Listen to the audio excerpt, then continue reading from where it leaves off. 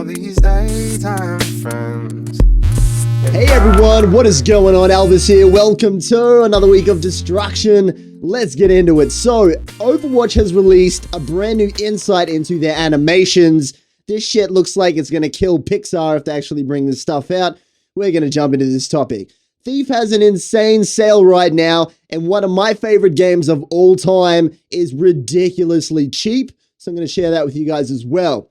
Grim Dawn, an action RPG, for those of you who are familiar with action RPGs, has the biggest patch yet. It's huge. Also, AMD has released some brand new drivers that are going to significantly fix latency in Diablo 3 and GTA as well. Crashes, all of this stuff just in drivers. Apparently, it's going to fix the latency by 1/3 or some crazy stat like that. So if you're running those graphic setups, yeah, it's pretty good. It's pretty good for you guys. Yeah, and last of all, there's a brand new Lost Ark interview that came up on 2p.com.net, whatever the fuck their website is.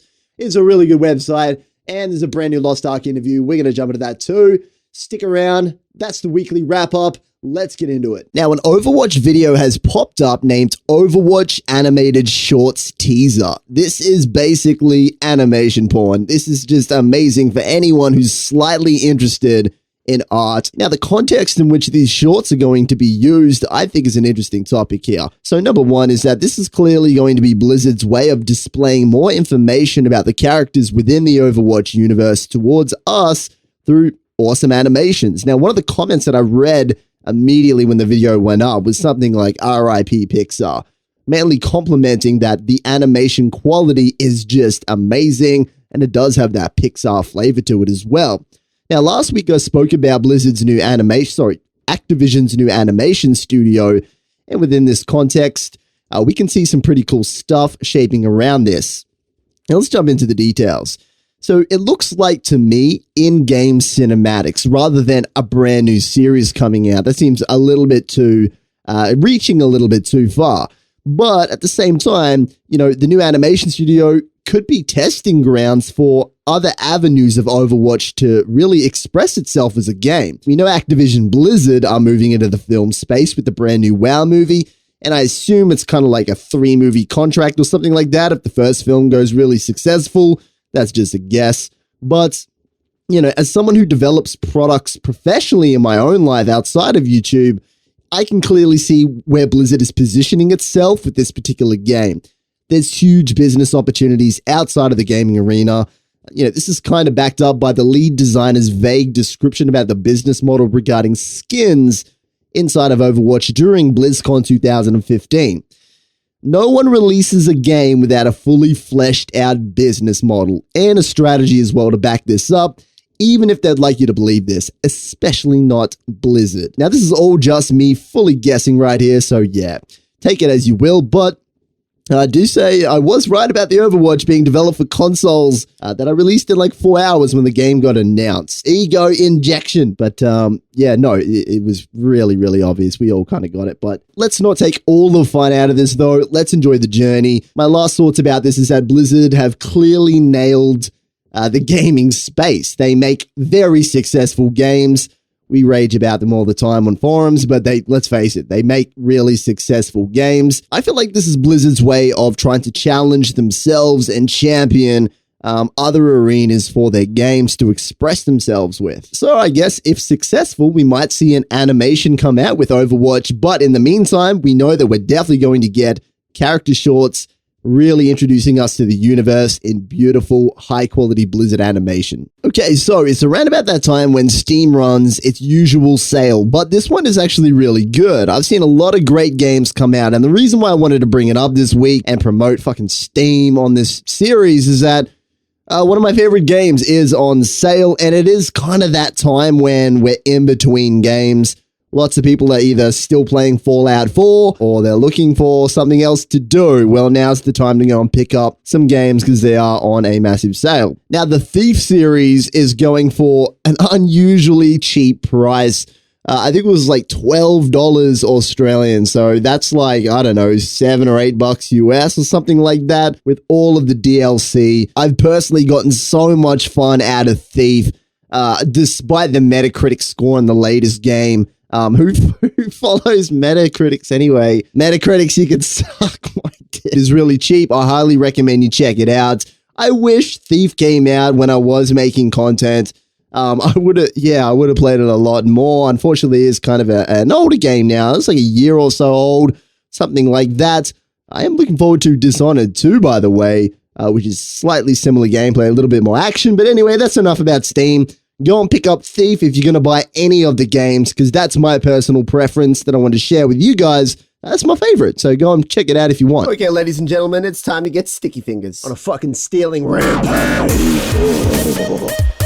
Now, Grim Dawn, the action RPG that a lot of us fans of action RPGs are familiar with, has one of the biggest and, in my opinion, most critical patches that this game has released yet. Now, these guys always bring out bullshit big-ass patches that are awesome. But here's the thing about this particular one is that I feel like this is the patch that they need to get out. It's very critical to actually release this game. Now, I did personally buy into the early access or something like that, and I've also had the chance to hang out with some of the developers on this channel as well. Lastly, we have the devotion system, which is going to be this. And share some info about the features that we're seeing right now. So it's really cool to, jump forward into the future and see what we spoke about coming to life right now. Now, let's talk about some of the features. I won't go into this for too long, guys, because I know not everyone is an action RPG fan, but let's just go over the basic stuff. So they've introduced the devotion system, which makes character customization just explode. There's so much variation now. They've made art updates,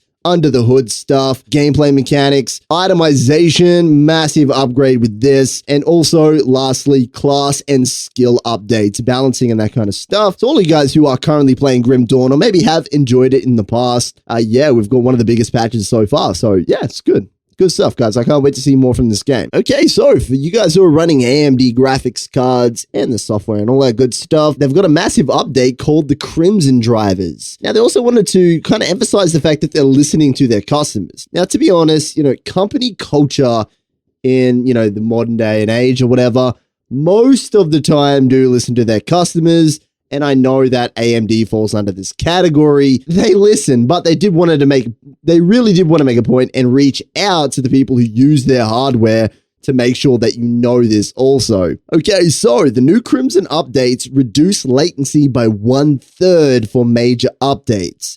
Now, what you have to know about this is, keep in mind, this is independent to AMD and outside the limitations of your internet connection. What's going on with, say, for example, Diablo 3, the game's not going to be, have 1/3 less latency or lag in the game.